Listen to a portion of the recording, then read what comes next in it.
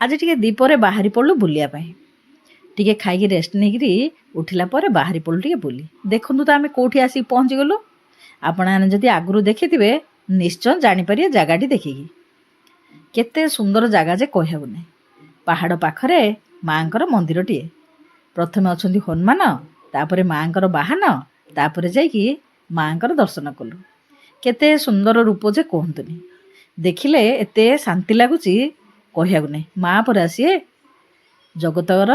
माँ सी माँ पाखे एते शांत लगुच आ कहू नहीं तापर माँ को दर्शन करके आसिक बसी पड़लु पाउछ देहरे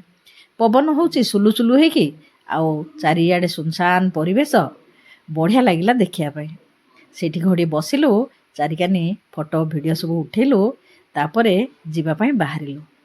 तापरे कोठी गलु कौन कलु पर वीडियो देबे आज पे रहूची।